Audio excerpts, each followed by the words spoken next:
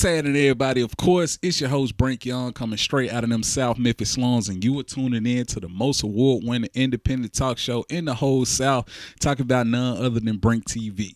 Now, do not adjust your TV set. We got a brand new face kicking it with us on the icy white couch tonight, and not only is she an author because she brought her book with her, she's also a wardrobe stylist. We talking about Michelle Toney. How you doing? I'm good. How are you? I'm doing amazing. First thing I got to say, thank you for being a guest on the show. Really means a lot to have you kicking with us tonight. No problem. No problem. Thank you for having me. No doubt. So we got plenty to talk about because as I did mention in your introduction, you are an author. We're talking about first-time author. She recently wrote her book. She recently released it, had a book signing and everything. We're talking about the Coronation, How I Turned Trauma into Triumph. Now, look, we got to talk about this book because it's buzzing right now. People starting to call you a bestseller. I don't know. Little Birdie told me. Is that true? What's happening? People starting to do that. Okay. So let's talk about this book.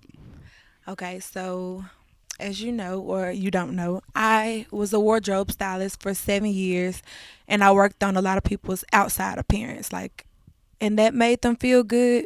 But sometimes they would tell me about things they were dealing with on the inside, and I could relate to that. Yeah. So that made me write, and writing was really, really therapeutic to me. And I was like, somebody needs to hear my story, and that's how I came up with the book. That's incredible. And of course, I got to say shout out to you because I really commend you on writing your book and putting all of your traumas and your life experiences in this book. Now, before we go further, I want to talk about the actual release and book signing that you had. Of course, you had the Bishop of Beale Street. We talk about Jerome Chisholm in the building. Let's talk about how did that Tim night Mason. Go. It was amazing.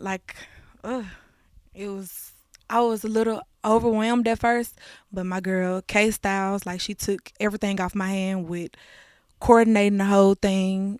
I gave her my vision, and it just it helped a lot of people. A lot of people came up to me saying they respect the transparency, they just were helped and they felt seen. So I felt really good about it. So how did it feel actually being able to autograph those books in real time? I felt like a little celebrity, I was popping or something. But I didn't get the big head or nothing like that. It made me feel good. Absolutely. So let's go ahead and dive into the title of this book, The Coronation. What made you choose this title? I am a fan. I've always been a fan of Bridgerton and those type of shows. Princess Diana. I watched a lot of coronations growing up, and I felt like me going through and unlocking a level of healing was like me being crowned. Okay. So I came up with the title from there. So I gotta know, was there any apprehension about revealing some of your past trauma in this book? Because sometimes we like to keep things bottled up. We might not want to tell everything. How did you feel? It was a lot. Writing it, sometimes I was just should I release this? And I was going to ask other people should I release this? But God just told me, I'm a big believer of God, but he just told me this is the vision I gave you. You don't need anybody's, stamp. You got my stamp already. So yeah. Let's talk about when you was actually in the writing process of this book. Did you have a ideal audience in mind? Was there any specific spectrum of people that you was thinking about this book would be for?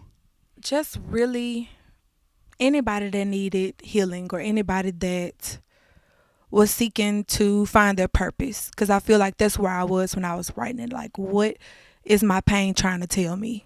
What is it trying to lead me to? And yeah. See, one thing about BrinkTV, we try to allow guests to really come on here and tell their story. You know what I'm saying? Are there any moments from that book that you would like to share, just to kind of give the people just a little appetizer? Is there anything, any messages or anything you want to share with the people? So in the book, I go from, it has 7 chapters. It's a real easy, quick read. I didn't spend a lot of time writing a whole bunch of chapters. It's straight to the point. I go from, so chapter 1, I'm going to just open this up. Chapter 1 is called An Outcast. Chapter 2 is called Lost. Chapter 3 is An Imposter. Chapter 4 is a pick me shell, and y'all know what the term pick me, Chapter 5 is Found, and then chapter 6 is Coronation of a Queen, and it just walks through the challenges that I dealt with. Absolutely. So, of course, we got to talk about, because off camera, you told me about a very memorable reader that shared their experience with you as far as after reading that book. Let's talk about it. Okay, so I got a DM from the VP of FedEx, Wow. Federal Express, big FedEx, big Memphis, Yeah, man. Crystal Oliver. She wrote me on Facebook, I want to say, and was just like, I appreciate your transparency and like you're going to encourage a lot of people. And that made me just feel like, it was all worth it. Absolutely. So, of course, definitely got to say shout out to her. Now, with you being a first time author, like with the whole writing experience, like take us through the whole process. Like, how did it work out for you? Ooh, at first, it was a lot of tears, a lot of nerves. And at first, it just began me journaling. Like, I didn't have chapter names or anything like that. I just wrote. And then after that, it was the whole editorial process. After the editorial process, that's when I hit up like my publishers, Westbrook Publishing. And they helped me a lot. Like from coming up with, I came up with my cover, but they like did the design and everything. So, of course, I got to ask you, like, with this being your first book, the whole writing process and everything, are you thinking about writing anything else for the future or what? Yes, I think my next book is gonna be like a kid's book. My imagination can like be childlike sometimes, and I like, yeah, want to inspire the kids. All right, so you did talk about like you were a wardrobe stylist for 7 years. Like, Yes. how did you get your entry into the world of wardrobe styling? Ooh, I just went for it. Like anything involving fashion in the city. I started off in Memphis first. If I heard about a fashion show, I was like, how can I get in there? Like, I'm a volunteer. I'm going to pick up paper off the floor. Like, I was just so, I ain't going to say thirsty, but like hungry. Like, that hunger in me to learn about fashion. And I just became like a sponge for different designers. Shout out to Jennifer McNeil of Kyrie Lane Collection. Like, she helped a lot. And that's really how I got my foot in the door, like collaborating with different designers and then just moving up that way.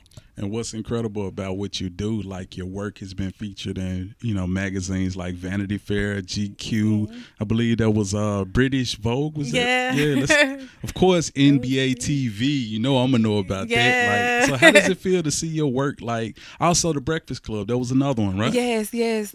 Shout out to Hot Boy Turk and Imani. Yeah. It was surreal. Because I was like, this not really, Vogue is not, and all these people, they not really reaching out or whatever. But I'm going to do me, and I'm going to show out. And then, like, just to see the publications and to see, like, hear my name on TV and all of that stuff, it was just crazy, surreal. Absolutely. So, of course, we got to say shout out to all of those brands for featuring her.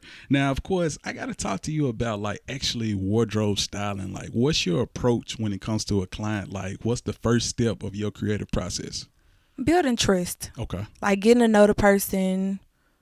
I kind of like get person like what they've gone through. Like we get deep in conversation. I want to make them as comfortable as possible. It's like I don't want to change them per se, but just, shine a light on who they really are. Like like movies and stuff that I used to watch when I was little, the clothing and everything, hair, introduced who that character was. All right, so I gotta know, like, is it ever challenging for you to stay up to date on these fashion trends and brands? Because things change like every week almost, especially with brands. Like a lot of things that people used to rock, we used to wear it, we don't wear it no more. Yeah. Is it ever challenging for you? It's challenging because it changes so much. Like you have the 80s coming back one week, then the 90s, then the Y2K is the big thing now. So, yeah. That's crazy. Of course, shout out to everybody, because one thing I got to say about, us and especially wardrobe, self-expression, it comes in so many forms, from verbally to artistic expression. My favorite is actually what we wear. Would you agree that self-expression shows up in our wardrobe and our fashion? Yeah, most definitely. My favorite color is pink. Okay. So I'm always have like a little some pink on. Like even if it's a black and white outfit, I'm gonna have like some pink earrings or something on. I just like pink. No doubt. So, of course, let's jump into Bombshell. What's going on with Bombshell? Let's talk about it. So, I'm working actually on some shapewear for men because a lot of men like hit me up like, we need some stuff too. Yeah. Like, men gotta be snatched too. So. Hey man, we gotta tuck in them love handles every now and then. I'm just saying. But Bombshell Curves, that's the brand. So you actually have waist trainers, you have shapers. Mm-hmm. You said FUPA control shorts. What in the world is that? FUPA control. So the FUPA, I don't know if I can say that on TV. Fat area. Area, like this area right here. That vicinity right there. I got some shorts that just suck that in, Okay. and, stick that out, make everything just look real curvaceous and wonderful. All right, and of course, go ahead and run their website that way, the ladies and soon to be gentlemen. Yes, be looking out, gentlemen. Yeah. I haven't forgot about y'all. But www.bombshellcurves.com, and that's also where you can get a copy of the Coronation. Absolutely. So y'all make sure y'all tap in with her for that. Now let's just go ahead and get, like I say, dive deeper into your story. Okay. Originally from Memphis, you actually moved to Atlanta at some point. Let's talk about that whole process. Atlanta was fast. Yeah. Like, it was a little faster than what I was used to. Like, it was easy to accelerate, like to go all the way up, but it's easy like to get distracted and into some BS too. So yeah, Atlanta was cool. How much would you say of the Atlanta residency basically prompted you to write this book and shows up in this book? I went through a dark time, and Atlanta made me feel like I didn't know who I was at all. Like, the city was so big that I almost felt lost in it. Like, people were encouraging, but it was just like, it was so much always going on. And that's like kind of where my journaling started. It was very therapeutic for me just to write about my pain, like, or the root of my pain, like, where did this come from? Could you talk about like any of your favorite moments in your wardrobe styling journey so far? Like any maybe major companies you work with or major celebrities or anything like that? My time at BCBG in Atlanta was one of my I learned so much about different people. Like, they used to have people coming in there from Germany and like that didn't speak English, and I had to learn how to connect with those people on the level that they used to be on, because Europeans, they come out with the swag. Yeah. Another thing I liked in Atlanta, or a part of my wardrobe styling journey, I actually worked at Tyler Perry Studios. Wow. But I didn't work for Tyler Perry. I worked for Paramount at the time. We got to talk about, like, what would you say has been your favorite wardrobe styling project that you've done thus far? It would have to be the British Vogue shoot with Nia Dorsey. Shout out to Nia. Shout out to Kim Newsom. It was so many people involved in that project, and we shot it at a graveyard. So we talking about Nia Dorsey from Memphis. Yeah, Basketball Wives, LA, yeah. With the Ridgeway with me, Nia Dorsey. Yeah. Hey, shout out to her and her sister Noria. That's yeah. dope. That's dope. So you said y'all shot it in a graveyard? We shot it, yes, Wow. in a cemetery, and it was night. But the dress, shout out to Jen McNeil again, that dress was made of diamonds. Wow. And I was just like, this gonna sound weird, but I think I got the perfect place. And it's a graveyard here with a cave. And Really? I was like, Diamond Cave. Okay. Like, everything just came together. Like, we fed off of each other energy. Shout out to Sean, Austin, digital mentality on Instagram. Like, we just fed off each other energy. And that was like one of my favorite shoots to do.